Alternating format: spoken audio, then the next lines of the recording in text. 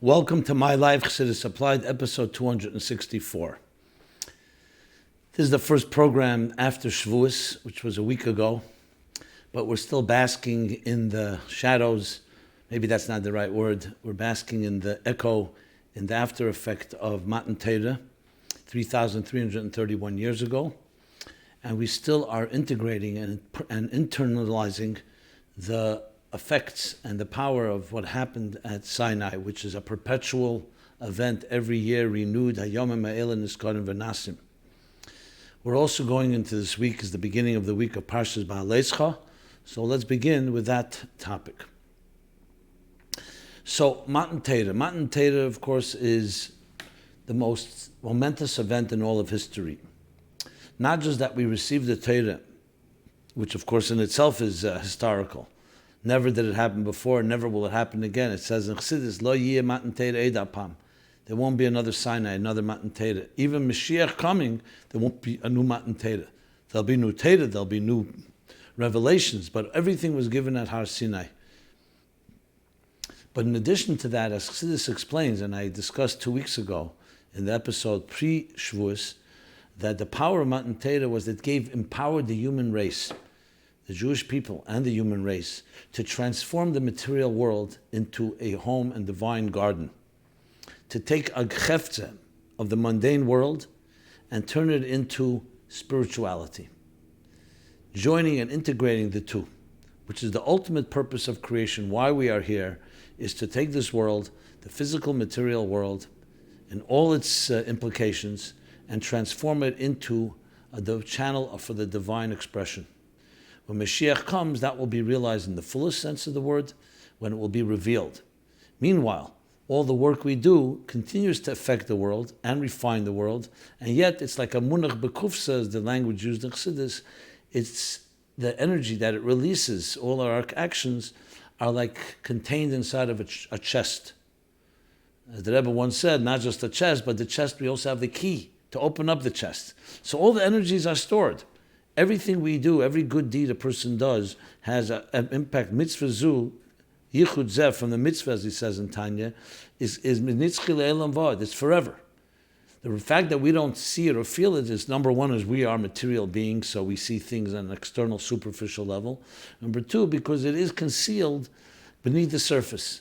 Think of, just as an example, when a volcano erupts, the energies that have been built up and pent up don't happen overnight. They've been built up. Though we don't see it, it's still there. We only see once it erupts. So in a good sense, the opposite, meaning in a good sense, the same idea. When you do things, it can have an impact even though you may not see the immediate impact. We don't see it with our naked eyes. Sometimes we could see it.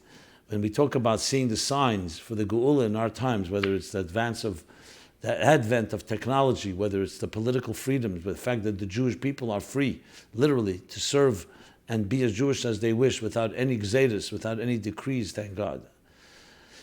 Unprecedented in history, and many, many other factors that we can see in the world, a more refined world, though there's still work to be done, and especially the work, as the Rebbe says, to reveal, open our eyes and reveal that which is already there, because the world has been refined over these thousands of years. That's all result of Matan Torah, the power of Sinai.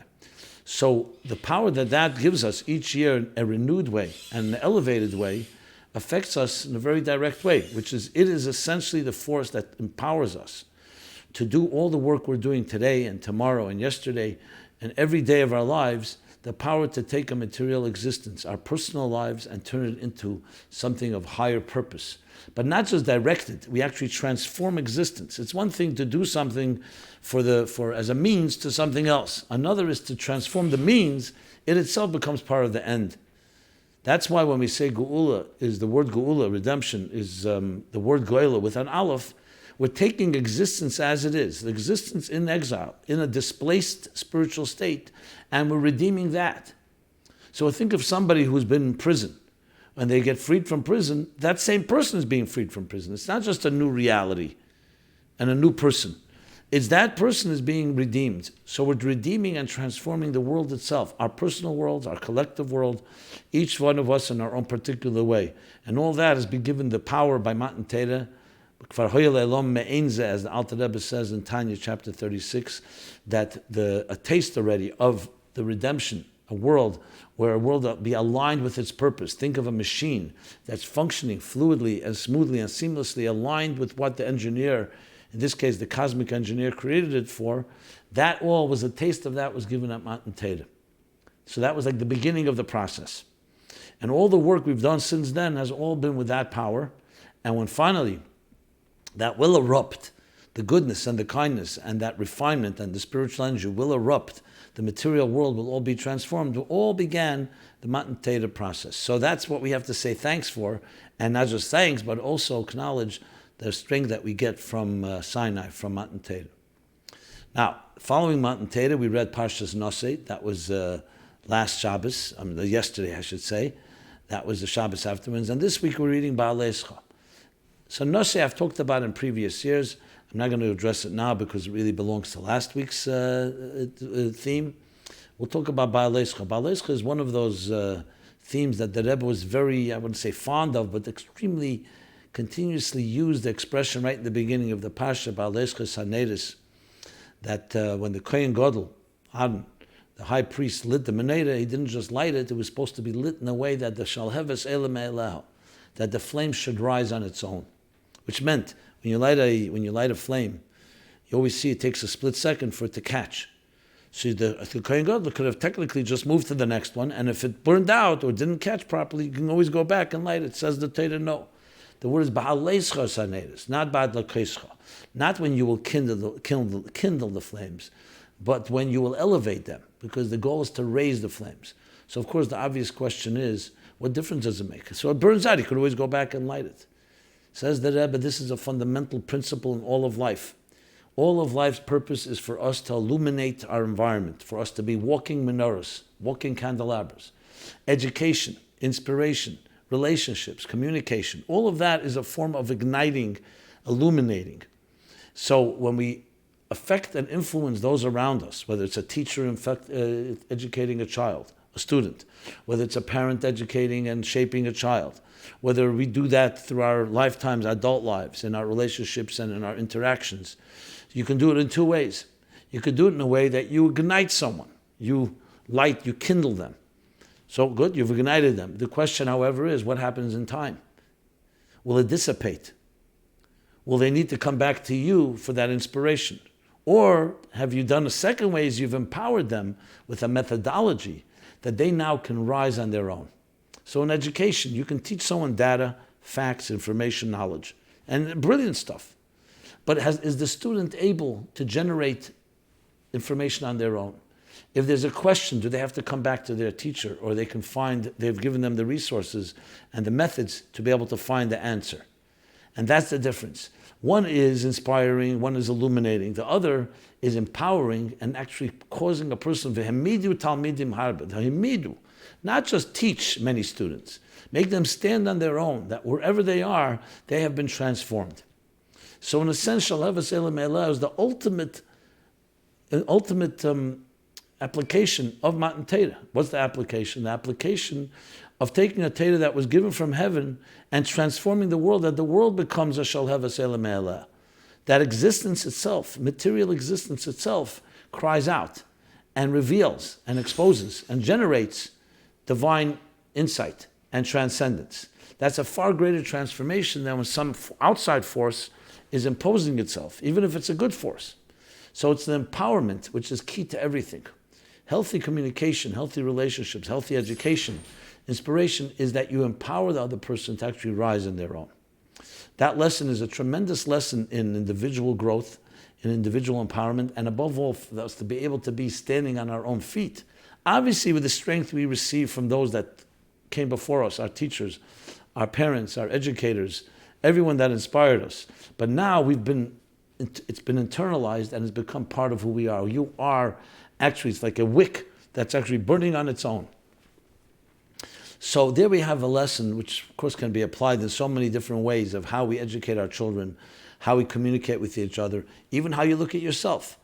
What is your commitment, your Jewish commitment, your spiritual commitment, your commitment to the good values and deeds that you are involved in? Is it something that someone else expects of you, someone else demands of you, or is it really coming from love, coming from a deep place within you that you're expressing yourself? You're owning it. That's a whole different way of experiencing something when you own it. And that really should be the objective. If a person's not in a place like that, so you have to do something about it. That doesn't mean you shouldn't do something until you own it, but you want to make it your own in the sense that it becomes your passion, your commitment, and not because someone's watching or someone's demanding or someone's expecting or someone taught it to you, and you're just following the rituals or the habits or the tradition that was taught to you. As I believe I've shared the Torah from the Baal Shem Tov when it says in Shemoneh Esrei we say Elokeinu, Velekei Avosenu, Elokei Avram, Yitzchak, v'Yaakov. So Elokeinu, our God, Elokei Avosenu, the God of our fathers, Elokei Avram Yitzchak, the God of Avram, Yitzchak, and Yaakov. So the Baal Shem Tov asked, the chronological order is the other way around. First there came the Avos. So it should have first said Elokei Avram, Yitzchak, and Yaakov. Then Elokei Avosenu, our parents, our grandparents. And then it should say Elokeinu, says the Baal Shem Tov. In the beginning of education, you teach children, the parents teach the children. And you teach them what you know to the best of your ability. But the goal is that when a person turns into an adult, it should first be Elokeinu. It's my God. I'm not just serving the God of my parents, what my parents taught me. I'm serving a God that I have learned to embrace. And then you say, that God is the same God that my parents had, and the same as the of Avram, Yitzchak, and Yaakov. So it's a lesson in internalization, personalizing it to the point where it becomes yours. As I said, the lessons are far-reaching, and everybody can apply that even further, and I hope this was helpful, at least to get the ball rolling, so to speak. With that, let us go to a few questions. Firstly, let me do some cross-referencing. As you know, as I announced, this is episode 264. If this is the first time you're watching or listening, this is we're going over 6 years already, and thank God it's only grown, both in listenership and the questions that keep coming in. So, number one, all the archives are now available at a new website called ChassidusApply.com, where you can get all the 265 previous episodes in the YouTube version on laptops and desktops. You can also have it time-stamped. You look at each episode and you can actually go, just click on the link that takes you straight to the topic when it was discussed. So you don't have to listen to the entire thing. You can only listen to what interests you. You can easily search on the site for topics that you may be interested in. And they're all based on questions that come in, generated by you. By you, my dear brothers and sisters, by my dear friends. And what is the questions? The questions you can post there anonymously in a forum, completely confidential, completely anonymous, because there's no way for us to trace it, which is our preference. If you want us to communicate with you, or you want to respond, please add your email. So you can there post the same thing, Chassidus Applied, ask, you'll see, you can find where to post the questions. And there you'll find, as I said, all the archives and also other resources, valuable resources all around my life, Chassidus Applied. Continuously growing resources that we're continually adding to. So every program, of course, these topics have been discussed, either different angles or different issues. Not all have been discussed. There's always new ones. So I want to just cross-reference this topic of post-Shavuos and Behaalosecho, what it means in our personal lives, how it empowers us as we go into these next months and the next parts of our lives, in episodes 69, 119, 165, and 214. Okay, here's a question that has been addressed in the past, but being that there's an interesting project that I've been made aware of, so I'd like to share you about it, and that's about the Hanochos. Hanochos is a word used, which actually means, Hanocha means to place, or to commit to paper, the talks and the Maimorim and the discourses that the Rebbe delivered. Now, Hanochos were also delivered by all the Rabbeim. There are Hanochos all the way from the time of the Alter Rebbe. Hanocha meant what the Chassidim and great Chassidim wrote down as they heard the words that were said by the Rabbeim. Now, sometimes the Rabbeim themselves wrote what they said, but in the Rebbe's case, for instance, mostly he did not write. And other Rebbes wrote more than others wrote of what they had said. So in the case of the Rebbe, most of his delivery of his talks are Hanochos. So the question is, how and who produced the Hanochos and transcripts of the Rebbe's talks? So I did discuss this in episodes 102, 105 and 106, because I had the merit to be one of the few chayzrim and manichim that remembered almost verbatim the Rebbe's words on Shabbos and Yom Tov when there were no tapes and no notes taken. And then maniach also write them down and publish them. Many of them the Rebbe edited, many the Rebbe did not edit. So I discussed it in those episodes, and I'm not going to go through all the details, but I will share with you that a group of bochrim, of students, this year, in preparation for Gimel Tammuz, which is 25 years from the Gimel Tammuz, from the Rebbe's passing 25 years ago, have created a project called Hanochos, and they're actually giving out booklets each week. So the first one was an interview with myself, with yours truly. And they've told me that they're posting it on the website. I hope it's there. If it's not there, please send us an email. I'll be happy to send you a link to those kefsim, to those booklets. So it's a full interview with myself in issue number 1. And then they've done each issue, they're interviewing different manichim and chayzrim through the years. And they say that's posted at www.vadhatmimim.org. That's VAADHATMIMIM.org. If it's not posted yet and you want to have access to these booklets, please email us, give us your email, and we'll be happy to send you links to those book publications.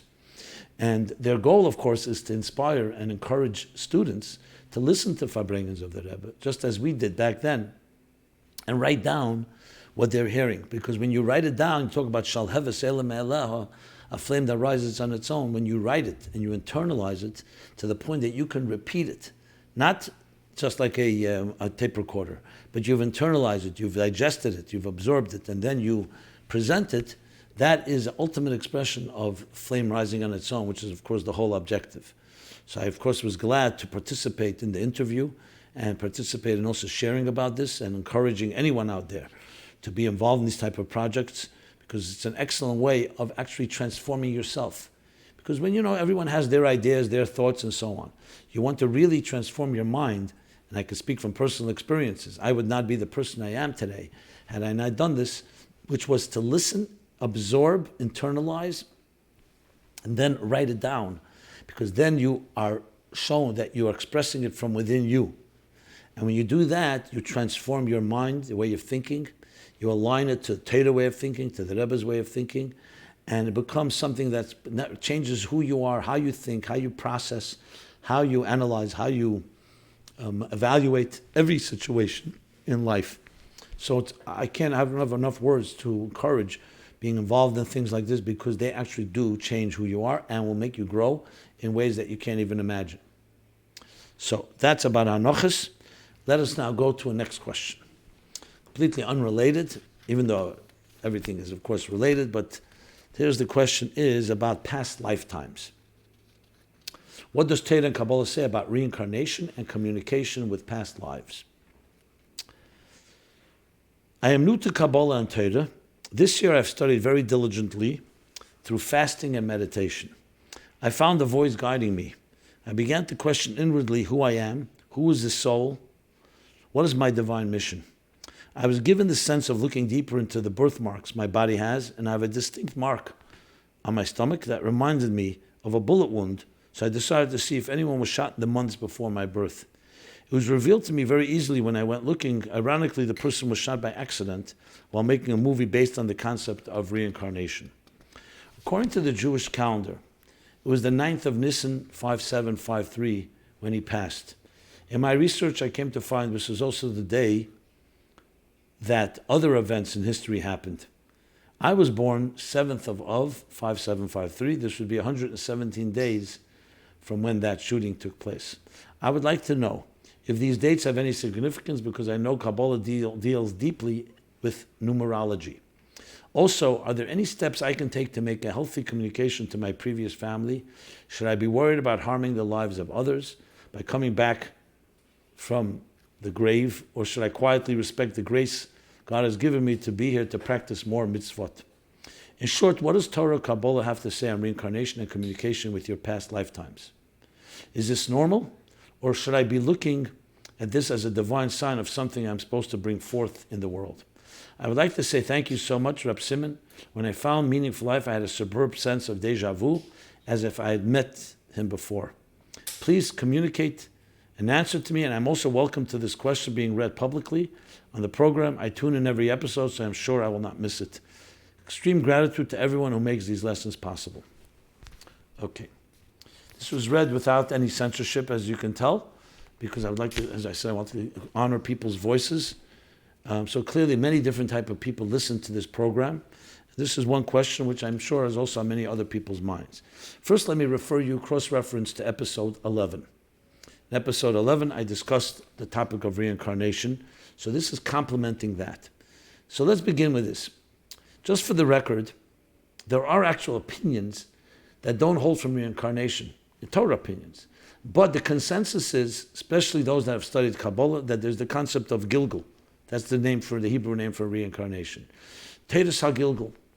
Actually, in the Zohar, Pasha Mishpatim talks about it at length. The Elah Mishpatim, these are their laws, so-called the rules, the guidelines of Gilgulim. The Rebbe actually quoted that Zohar in the first Shabbos when he was sitting Shiva, when the Rebbe, after the Rebbe passed away, Chov Beishvat, Tovshim Mem Ches.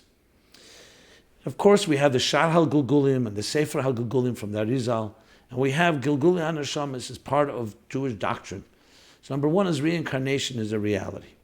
And as I explained back then, as episode 11, it's essentially built on a logical system. A soul comes down to this world for a purpose. I described earlier the purpose of transforming your life into a spiritual, divine home. And each of us has a particular mission. What happens if a soul doesn't finish its mission? Or, God forbid, even worse, does some damage? So there's a certain built-in immunity system, for lack of a better expression, that the soul will return to finish the job.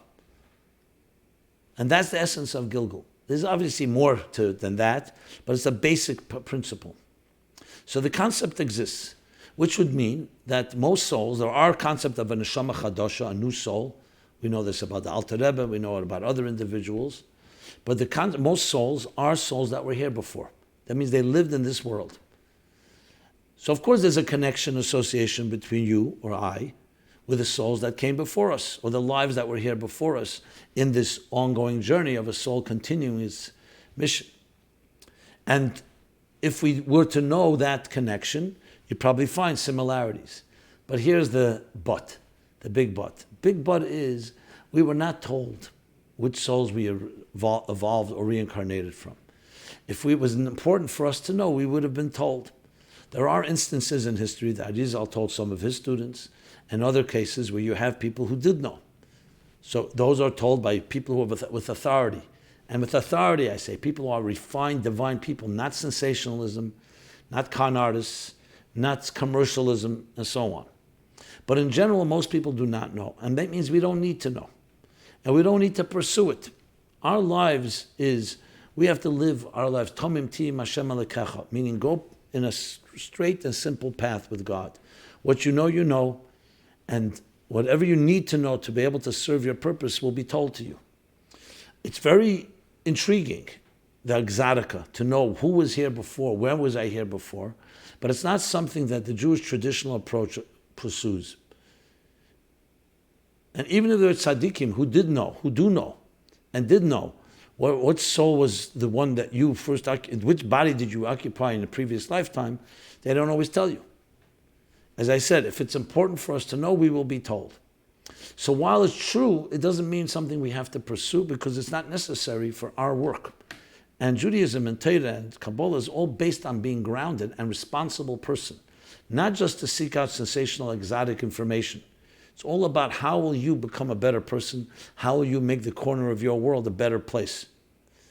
And what you need to know, and that will be giving you the resources, the knowledge, the information will be given to you. Should a person have a premonition that seems to connect to something that happened, I'm not going to say it's not true. The question is, should we pursue it? Do we need to know? So in your case, you mentioned this story. It's interesting. I would not reject the possibility that there was such a connection. That's why we know even when we give names to children, we're careful who you're named after and what happened in the past and so on. There are considerations. But again, that doesn't mean we always know exactly what kind of life we lived before we were here. All we need to know is how are you going to fulfill your mission? How are you going to finish the job that was not finished prior to your coming here? or the other reasons a person may reincarnate. Now this is, I know, being simplistic to some extent because it's a complicated subject, but I'm trying to address the question here, not to give a full comprehensive overview and exhaustive presentation on reincarnation. I did that to some extent in that previous episode 11, and I hope this complements some of it and answers the question that was asked. So no, we don't make efforts to try to connect the previous lives and previous lifetimes. We don't even pursue finding out who they were because it's not relevant to us unless if God wants us to know, He'll send us a message to let us know. As far as speculating, listen, if you feel a connection to a particular person that lived before and you feel that inspires you and motivates you to become a better person, to do an extra mitzvah, become a more devout and pious human being, by all means. No one's going to deny that. But again, we're talking about definitive and going to research it or study it or find someone who can tell you. In this case, most will say, those that know don't say, and those that say don't know. Okay, next question. Should being a meshichist, saying Yechi, be relevant when choosing a shidduch? As I said, I take all questions. Not all questions I necessarily would prefer.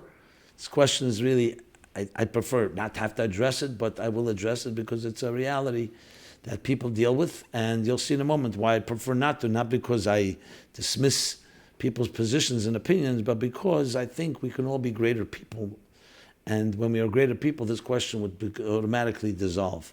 So here's the question. Why do people care so much if the person is a meshichist, says Yechi, when looking into shidduchim? I feel like Israelis take the and meshichist much more powerful, much more personal than Americans. But how important is it when looking for a shidduch in America? Okay. So firstly, let me refer you to episode 46, where I spoke about the concept in general, not necessarily regard to shidduchim. For those that don't know what I'm talking about, what is meshichist, what is Yechi, let me say this.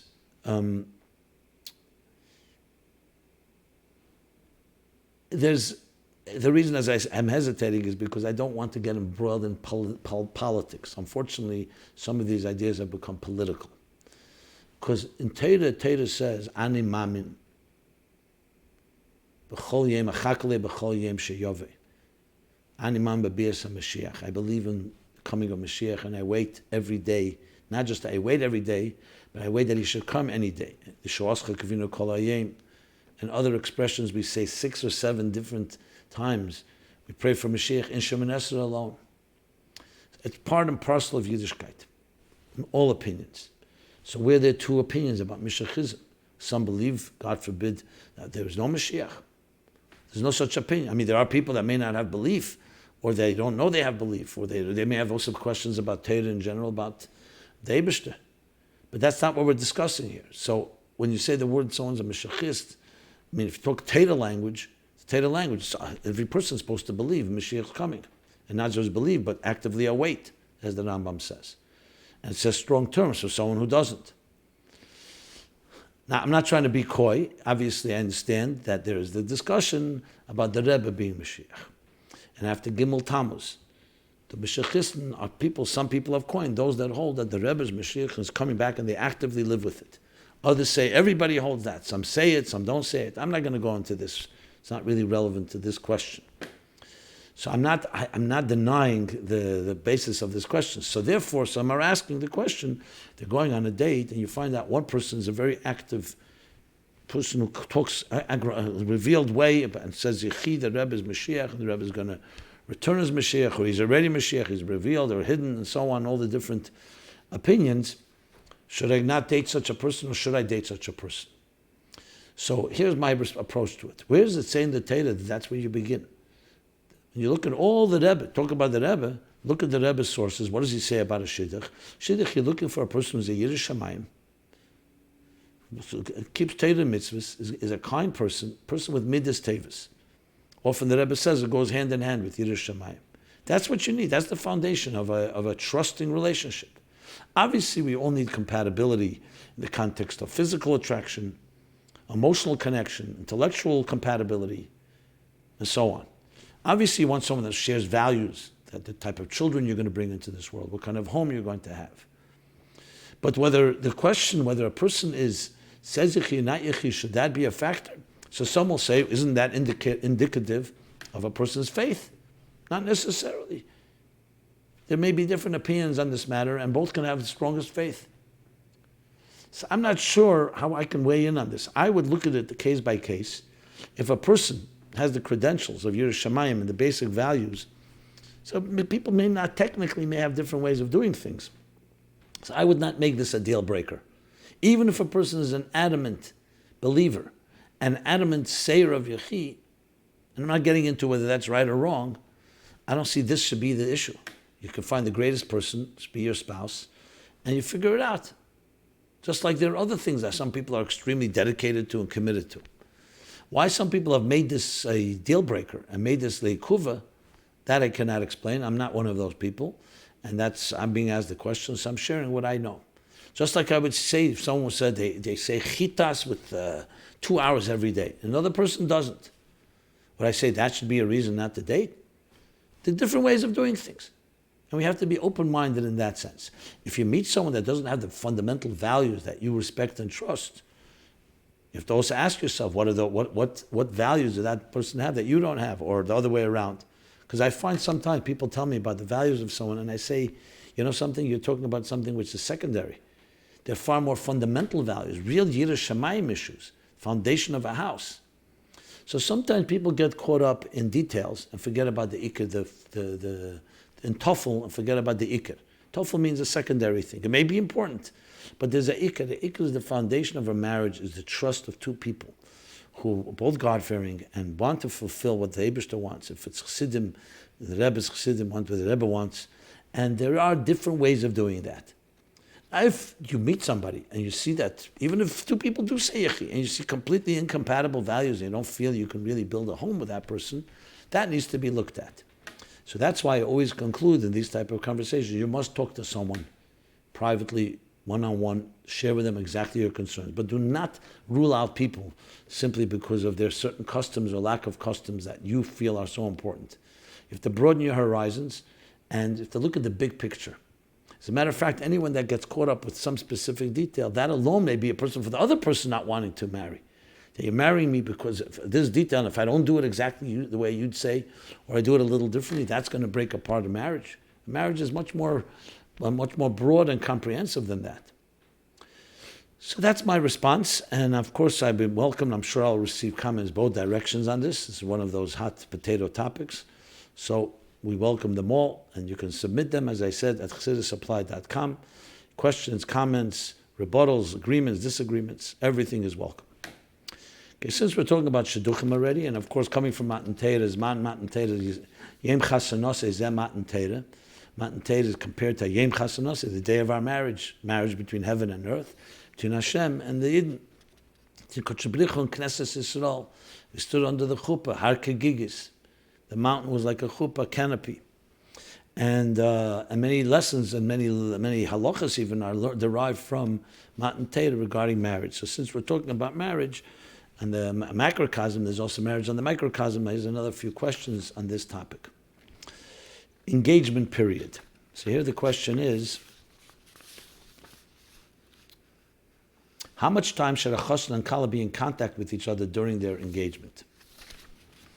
So two different questions came in on this topic that I've bunched together, and here's an opportunity to tell you that all questions will be addressed. Some of them are a few months behind simply because there's such a backlog. But your questions will be addressed in time, sometimes quicker than others, depending on what other questions have come in, what the topic is, sometimes the timeliness to the period in time of the year we're in. So please do not be perturbed. Some people write to me and say, when will my question be answered? It will be addressed. It's all documented, all saved. So here's the question. What is the right amount of contact the chosson should have during the engagement? I've heard people mentioning seeing and speaking 1 week each. Is this something that must be kept exactly the day or can be flexible? I'm not even sure what means 1 week each. Maybe one time a week. I'm not sure. Anyway, number two, another person writes, what should the correct approach be taken when the mashpia of the chosson or kallah feels that there should be no or minimal contact between chosson and kallah during the engagement, and the mashpia of the other feels it is important they meet at least once a week? What should be the right medium, as this often causes friction? with a lack of communication between chosson and kallah. And no real solution, as the chosson and kallah are not in contact with the others mashpia. Thank you for the program. Big fan. Okay, so first let's start with sources. When I say sources, I mean the Rebbe himself. The Rebbe, pretty adamant, and you see it in many notes, in a very kind way. When I say adamant, I don't mean in a harsh way. Very strong that, firstly, that to minimize as much time between engagement and marriage. That there shouldn't be extra nisyonos and tests and challenges. So to make the marriage as quickly as possible. Obviously, it can't be overnight, but to try to speed it up. And definitely was very discouraged long engagements between the engagement and the marriage. Obviously, there's always extenuating circumstances for different reasons, family, health, and God forbid, or other things like that. We're talking about, however, when you have complete control over this. That's number one. Regarding the time of the engagement, the Rebbe actually encouraged many Chassidim to leave town, where their kallah was, and go learn. The Rebbe, Yekar shebi yekar is the most precious time because you're no longer a bacher or a girl, a girl single, and you're preparing for the Holy of Holies, Kedesh Kadashim Yom Kippur, which is the day of the chuppah, day of the marriage, and a life of sacred life. So the best you prepare for it is not just hanging around, even with each other, but to go learn. And that just creates a much more foundational element that will help the marriage. As far as contact, the Rebbe does write in a few places that minimize it.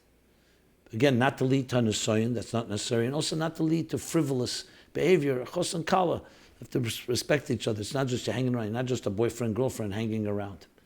Obviously, people want to get to know each other, and they love each other. They're going to get married. So there's a certain being drawn to the other. That's natural. But doesn't mean we have to always act on it. There'll be a whole life ahead where chos and kallah will be married and be with each other every day of the rest of their lives in Mitzvah Hashem. So during this sacred time, minimizing. I'm trying to recall if I saw a note from the Rebbe. I'd have to do more research, or you can help me. If anybody's actually seen a period of time, whether once a week or other time intervals, I don't recall seeing it. But either way, I'm sure that's also case by case. Because obviously there are things you need to be in contact with. Not just to talk, but you're preparing to build a home. There's different Hanochos to be made. Obviously parents and family members should really be taking most of the responsibility. But nevertheless, there are things that the chosson and kallah have to talk about, and there are, and so on. So I think it's case by case. And yes, talking to your mashpia could be tremendously helpful because you get a little objective opinion. Now, there's a disagreement between mashpiim. I don't see why those two mashpiim can't talk to each other. They probably have a reason. If a person feels that it's important for once a week, there must be a good reason for it. Now, mashpiim may have ein deaseh and Shavuos, may have different opinions on the matter, and may have different viewpoints. That's fine. So you come to some type of compromise or some type of agreement. I don't see why this should become a source of friction. The main thing is there should be transparent communication. Like you could have a different questions. That's not in this question. A chosson could say, I want to speak to my kallah more often. The kallah doesn't want so much because of the Rebbe's directive, or vice versa. So here again, this is part of relationships. So people have to look at what the Rebbe wants, what's expected, what's healthy, what's appropriate, and try to find a middle ground. I don't know if there's a formula that I can give you here online that will solve everybody's issues, one size fits all. These are the basic guidelines. Now, specifics, you should talk to respective mashpiim and try to come to some place of agreement. The main thing is to understand the spirit of it. This is not just a didactic rule, a dogmatic law. There's a spirit to it. It's meant to enhance the relationship, not to minimize it. It's meant to sanctify it. It's meant to appreciate it and not take it for granted. Okay. Next question. The next question is, as a mother of young children, how can I daven properly with the right intentions? Okay. This is a rather long question. And should I read the whole thing? I'll try to read at least as many parts of it as possible. Dear Rabbi Jacobson, first I'd like to thank you for your Sunday night broadcasts. I look forward to them weekly. You have answered several of my questions over the years, and I'm very grateful. I'm interested in hearing you speak about proper davening. I'm a mother of many, Baruch Hashem. I grew up in our system, and I have to admit davening is still a mystery to me. Maybe because I'm female and didn't have the opportunity to learn what the boys do in yeshiva, but I do understand Pirush HaMilos, as the meaning of the words, and learned the basic classic text taught in our girls' school system. I daven every day the parts that are required according to halacha for mothers. Most or maybe even all of the time, my davening is lip service, and I feel not worth very much. I know that is probably my Yetzer Hara trying to discourage me from davening altogether, so I don't give up. Is it really possible for a mother of young children to daven with kavanah, intention, and meditation? Or is proper davening only for men and bubbies? In so many things, the Rebbe didn't differentiate between men and women, chitas, mivtzoyim, etc. Is davening like a chassid not for a woman not for women who have child-oriented responsibilities? In some ways, I feel certain parts of davening are not so relevant to my daily life as a mother. I have learned many times the point of each tefillah, the reason for the order of the tefillahs, ascending to Shemoneh Esrei and then descending back down to practical life. Don't get me wrong, Birchas HaShachar, Kabbalah, Shema, I find very relevant. But even during Shemoneh Esrei, my mind wanders. As a mother, I want space to daven for each of my children, to thank Hashem for each and every one of them, to ask on behalf of my children's success. This is the most important thing to me. So I expect to do that during Shemoneh Esrei, yet there is no part there designated for it. Once I realized I was davening without my children in mind, I designated a paragraph for each child to have in mind while I said it. Then I realized that it might be improper since the Chachamim knew what they were doing when they created this tefillah. So instead I had all my children in mind by Moedim as one big general thank you to Hashem. Now my mind mostly wanders during Shemoneh Esrei, and instead I tried to say my children's kapitlach during chitas time to daven for each one. The main issue though is time. If I have limited time to daven every morning, how is a mother supposed to get into the right mindset? I don't have time to learn before davening like men do. I'm always on call. And even when I do remember to concentrate on some chassidus that I learned, how long is it before I'm needed to help a child dress, eat, solve a problem, etc.? To make it more complicated, mothers at my stage have various constant hormonal changes which affects brain power, focus, and attention, not to mention physical discomforts as well, which makes everything a lot harder. Some mothers wake up before their children do in order to daven. This isn't practical for mothers like me whose children still need them throughout the night. I also think it's good chinuch for children to see that their mother davens every day. I hear you speak of meditating, emoting, changing one's midas through davening, etc. And not only am I mystified, we never learned this in school or top seminaries I went to. I'm wondering if this kind of davening is shaykh to all women, meaning appropriate to all women. Maybe not so. We never learned it in school. Does this mean there are parts of Chassidus that are only for men? I will admit to being a bit jealous, like I'm missing out on something special. How does a mother daven successfully, practically speaking? Thank you very much. I'm looking forward to hearing your answer. If I had to guess, I expect you to say, ask your mashpia, I have, but not in these words. Perhaps other mothers out there have the same question. If you will answer to forget about the whole thing and continue what I'm doing now as long as my children are my focus, I can accept that. Not so happily, but I will. Perhaps there are svarim in the boys' curriculum that teach how to daven that I can begin to learn slowly now, so at least by the time I'm a bubby, I won't have to start from scratch. Please clue me in. Much thanks. Okay. I did read the entire thing because I felt it very heartfelt, and I was very moved by this letter. And I will refer you firstly to episodes 63, 65, and 254. And there are many more about davening in general, but specifically those with women and davening. Firstly, the reason I'm touched so deeply by what you wrote is because I think what you just did here is one of the greatest prayers I've ever read. Yes, it's not the Lashon of Chachamim, it's not the Lashon of David HaMelech. That's a Hi L'Rotzen Imre Fi, which is he asked Hashem that my words should be the words that people should repeat in davening. But these are coming from the heart of a mother. And you remember, when you're talking to Hashem, which is davening, it's called Aveda Shebelev Zuhi Tefillah, the service of the heart. This is a heartfelt call. It's like davening to learn how to daven. That itself is a great tefillah. So I don't want to seem predictable and say, yes, just continue doing what you're doing. I think the mere fact that you care so much, the mere fact that you're trying in the tefillahs that you are doing, is a gewaldik. It's excellent.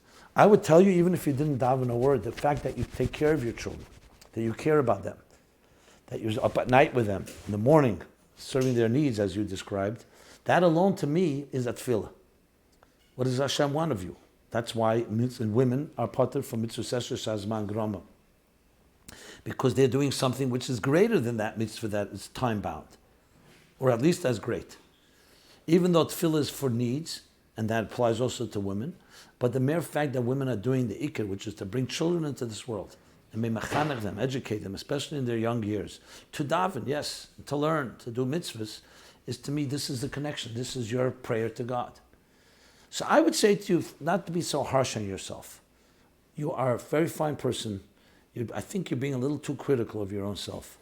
And start judging and feeling jealous and feeling that others have learned more. Listen, I went to the yeshiva system of men. Halavai, all men should have the desire that you have to daven. Halavai, they should daven what you're davening in the same type of a beautiful way. So I would stop being so harsh on yourself and just try your best. Always, I'm not concerned about you. You will always grow because that's your tone. That's your spirit. That's who you are. I could see it from the way you're writing. So I don't have a black and white piece of advice. I think as things adjust, there will be days that you'll have a little more time. And sometimes a tefillah is a 3-minute thing. It's a 5-minute thing. It's not about how much you say. It's the echos when your children are asleep or you feel the need for it. I hear a person that is completely coming from the soul and from a heartfelt place, sincere, real, and you're trying to be the best you can be. And I would say that you just keep doing that and find opportunities. You want to learn a little more Chassidus. Chassidus is for everyone. Again, time allowing. Sometimes learning with your children how to daven is also a form of davening. When you teach them, whatever it is you're teaching them, you're davening with them. And other ways that you can be creative in addressing this. And do not feel guilty if you're tired or exhausted, or you're so overwhelmed with the things you have to do in your family, because there's one God, and there are many ways we serve Hashem. And a woman was given a special achrayus, the greatest achrayus of all, shaping lives. So if I were to hear a woman telling me that she's davening, but her children are being neglected, I would say, take care of your children and daven less. Not even a question. They're not competition. So, again, what you're saying is beautiful. I'm glad I read it all. And I would love to hear comments from others, especially women. I'm not in this name's shoes, so perhaps I don't have the full credibility, but I'd love to hear other opinions on this matter and other thoughts. So those are my thoughts on it. Let's do a few follow-ups, and then we will do the Chassidus question and then the essays. So here's some follow-ups. Last week we spoke about Israel, 2 weeks ago I should say, last episode we spoke about Israel-centric Judaism. Follow-up regarding Israel-centric Judaism. Dear Rabbi Jacobson, I was fascinated by the question and your discussion regarding Israel-centric Judaism. What I spoke about, there was the question that someone asked, should the fact that more Jews today than ever before, rather than everywhere else in the world live in Israel, should it adjust the way we are centric more about Israel than about the Jews in the diaspora? And I addressed that. Here's the follow-up. I have some questions. 1, the idea of Machdo Eretz Yisrael is fabulous for those stuck outside of Israel. Machdo Eretz Yisrael is the expression that Tzemach Tzedek used when the chosson asked whether he should go to Eretz Yisrael. He said, Machdo, make Eretz Yisrael here. So so this person is writing, it's fabulous for those stuck outside of Israel. Now though, that we can be in Eretz Yisrael physically, shouldn't we be? That's number 1. 2, aren't there many more mitzvahs we can fulfill in Eretz Yisrael? Also, doesn't the Gemara teach us that kol hadar b'chutz la'aretz kilu eved aved zara? Anyone who lives outside of Israel is like compared to someone who's an idol worshiper. Now that we can safely live in Eretz Yisrael, shouldn't we all be making the effort? Another question. Just as with Torah learning, the ikar is lilmed amnas lases. The primary thing is to learn in order to act on the learning. Shouldn't our focus on Eretz Yisrael be actualized by visiting or living there? In other words, not just talking about it. After all, there's no comparison between focusing on it from a distance and actually being there, breathing the holy air and living with our fellow Jews there. Finally, with the rise of anti-Semitism throughout the world, is there a time that people should be making contingency plans so that they aren't stuck in chutzlar as the German Jews were in the 1930s? So firstly, I'm glad that you were fascinated by the discussion, but I have to say that most of what you're asking I already addressed. And I addressed that this is something that if a person has responsibility in Machdo Eretz Yisrael, that they must be outside of it because they're either they had a school or they're in a job or in a position that the community is dependent on them, etc. That's one thing. If a person's complete option makes no difference, then they should consult with their rabbanim and mashpim, because every person is in a different situation. Children have to be taken into consideration and so on. But the Etzem, of course, there's a mitzvah of Yishuv Eretz Yisrael, living in Eretz Yisrael. I mentioned the Ramban and the Shalah and others. And we all aspire, especially when Mashiach comes, when we'll all go there. So all these questions about Kol Hadar has been addressed by previous scholars and Gedolei Yisrael, what the heter is. But remember, the Eibishter Mipnei Chateinu Galinu Maratzenu, we're outside of Israel, not always due to our own choice. Well, not at all due to our own choice. So you have to ask the question, why is it the fact that the Eibishter sent us into golus? Not everybody's shlichus is to go back to Eretz Yisrael. Now, there are some people who are very, very obsessive and very adamant that everyone must go. We have a Rebbe, and I'm taking my cue from the Rebbe, what the Rebbe said to people. At the same time, the Rebbe did send shluchim there, did send people, and there's a whole community. And as I said, it's a mitzvah to be in Eretz Yisrael, and does have mitzvahs that you can't do elsewhere. But I think it's more of a case by case than making some blanket statement about everybody having to do one thing. Because we want to do what the Torah says, what Hashem wants, and what's appropriate for our particular shlichus in this world. Okay. As far as contingency plans, firstly, we don't think negatively. Thank God we live in a malchus shel chesed. We live in a world that's not Germany of the 30s. I know some people say it could become, but that's not the way the Rebbe looked at things, and that's not the way we're trained to think. We have to do Magda Eretz Yisrael, prepare the world for the Geula, and the Geula will come, and we'll all return to Eretz Yisrael all together. Okay. Next follow-up. Chassidus be'iyun. In the last episode, we also spoke about learning Chassidus in depth. So here's a follow-up. What's the purpose of the Maimorim that calls Chassidus Haskalah? Isn't that the part of Kabbalah, Zohar, etc.? Isn't Chassidus Aveda? Thank you very much for your Avedas HaKodesh, for the Tzibur, and being Makar of the Geula, for your holy work for the public, and bringing the Geula closer. No, Haskalah does not necessarily mean Kabbalah and Zohar. Haskalah and Aveda are two expressions used by the Rabbeim, that there are things that the focus is more on understanding a profound idea in Chassidus. Aveda, the focus being applying it to your personal service, whether it's in davening or in zichuch Avedas birur hamidus, meaning refining yourself, or other ways of application. Every Maimer Chassidus is meant to have both. There's no Maimer Chassidus that does not have Haskalah and no Aveda. There's sometimes much more Haskalah where you don't see the Aveda immediately spelled out. But as I've talked many times, and the whole basis of this program, every word in Chassidus, even the deepest Haskalah of Lifnei HaTzimtzum, is meant to be applied in Avedas Hashem. It is meant to be something we daven with. And the Rabbeim are very adamant about that as well. That Haskalah without Aveda can be, they use very strong terms. Aveda without Haskalah is more acceptable. Because Aveda means bringing it into personalizing it, actualizing it, applying it, and above all, working. Aveda means to work on it. So no, Kabbalistic ideas may be part of, they could be part of Haskalah. But Haskalah can be an idea in Chassidus, talk about Erein Sof, Lifnei HaTzimtzum. The Kabbalah doesn't actually talk about it, and it could be a very Haskalah-dik Maimor, or set of Maimorim. There was the concept of a maskil and an avid. The Friedrich Rebbe has an expression, there's a maskil gate of the cup, and an avid gate of the fist. An avid walks on his feet, he's grounded, and a maskil is walking on his head. In a way like saying, I don't say mind games, but you get the idea. And the goal was always to have a combination of both. They were great maskilim Chassidus, and the goal that they should bring it into Aveda. And Avdim that should also have a scholar element. Learning Chassidus is das alekei avicha. Knowing and understanding is part of the Aveda as well. Refining your mind through knowing and understanding and breaking your head and understanding Chassidus. Okay, next question, follow-up. Teshuva for a sociopath. That goes back to episode 261. Dear Rabbi Jacobson, I was listening to episode 261 and you were asked a question about a sociopath doing teshuva. With all due respect, I aggressively disagree with your response and think that it's a bit harmful. When a person is actually a sociopath or a psychopath or even a kleptomaniac, there's something physically wrong with his brain. It's not just an inclination or an urge toward a bad behavior. His physical brain is literally damaged. I have included a link to a picture of a brain scan of someone who is a sociopath compared to a healthy brain.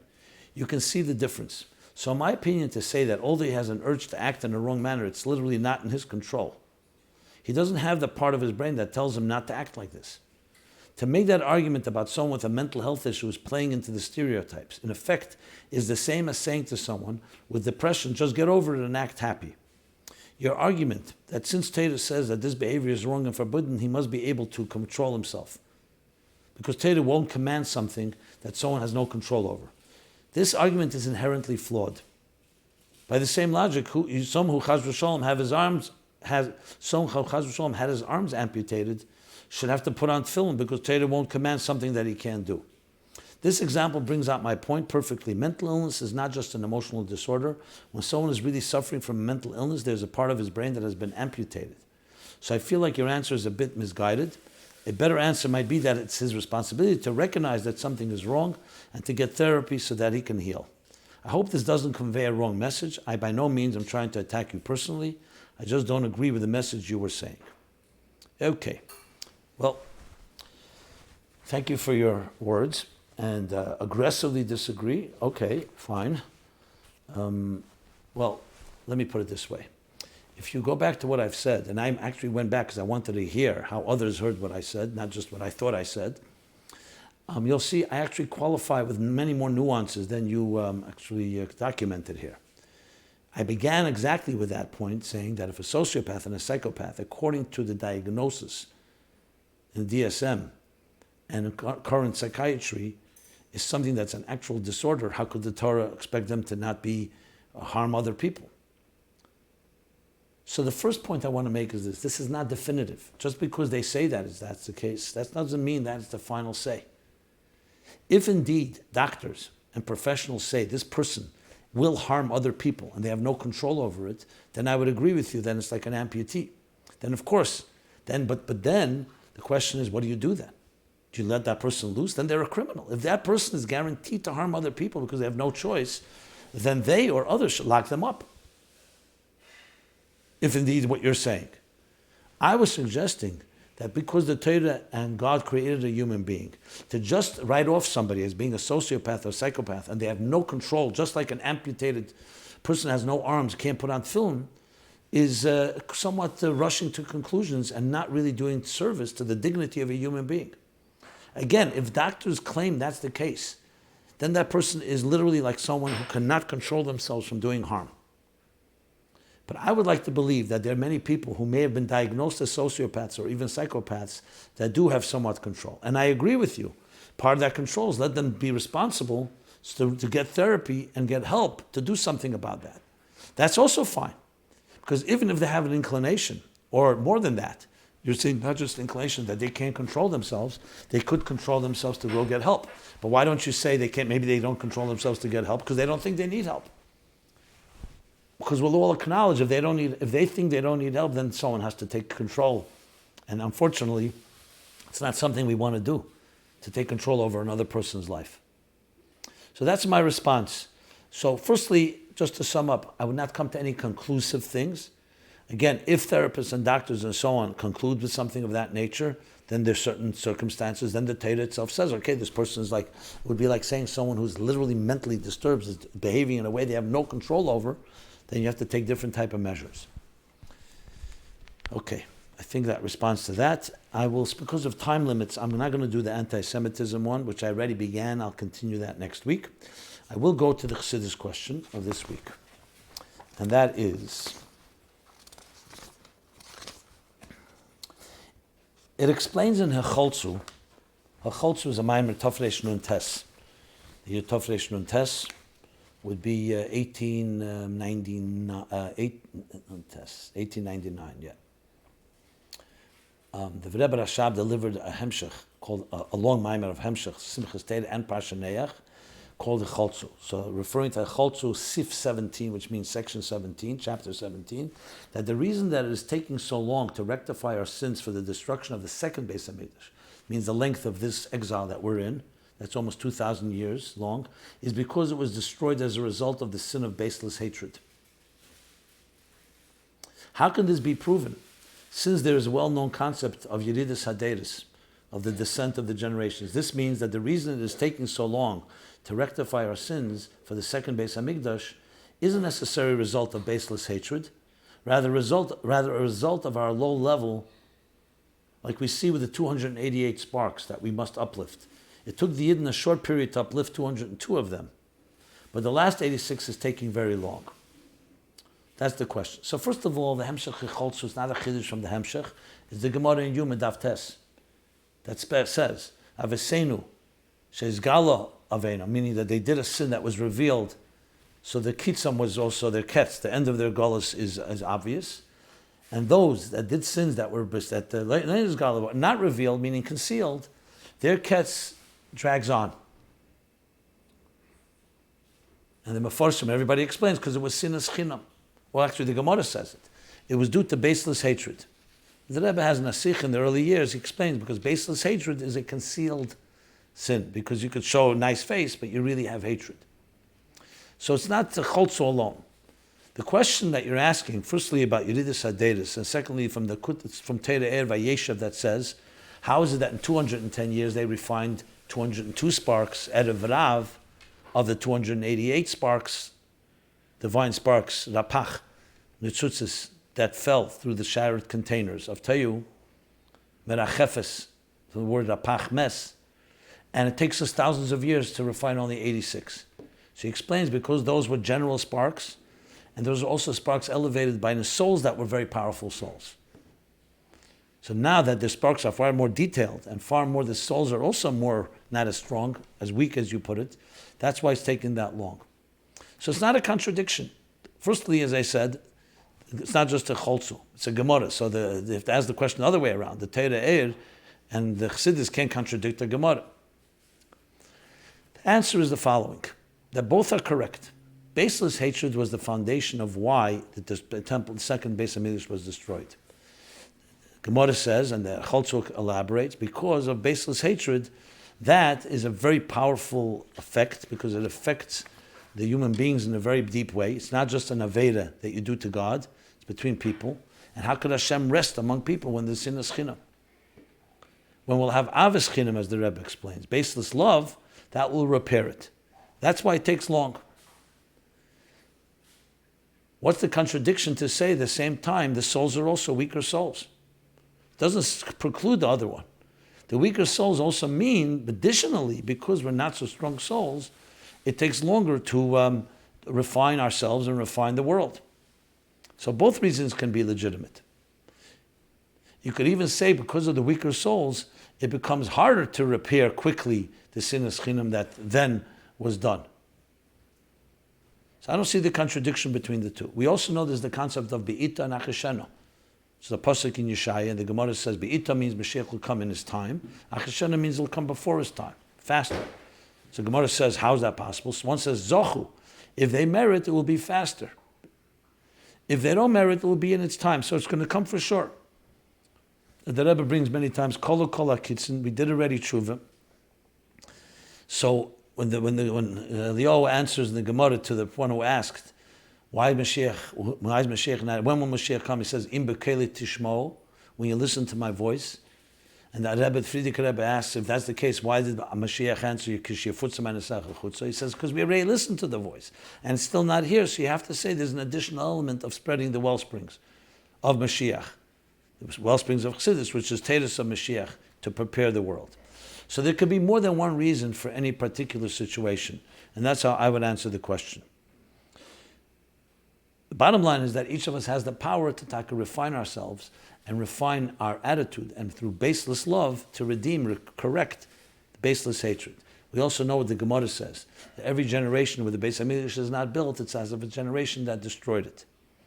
The fact that we have not rebuilt it means that we are part of the problem, and we have to correct that sinas chinam that continues to drag on. Unfortunately, we see it's not an easy one to correct. So when you combine that with the Yeridus Haderis, or the fact that the souls are weaker, becomes more complicated. But we've been also promised that we're already at the end of the process, and that the gula is right at the threshold, and just open our eyes and finish the last drops, and we will have the gula here, and the unity necessary, Barchenu Avinu Kolonu Kechu, to have the Beis HaMikdash Hashlishi. Okay, let's do now the essays. So we always, the custom is to conclude with the 3 essays. So we have 3 essays, 1 in Hebrew and 2 in English. The Hebrew one is הנתינה לאחר, ככלי לשינוי עצמי. Giving to another is a container, is a channel to a fundamental change. Michal Torenheim, age 17, Beitar Illit in Israel. She's in the 12th grade. Michal Torenheim. She's in the 12th grade of Tikkun Beis Chana Yerushalayim, the seminary in Yerushalayim. So this essay, as I said, is in Hebrew and talks exactly about that. how giving is the key to all transformation.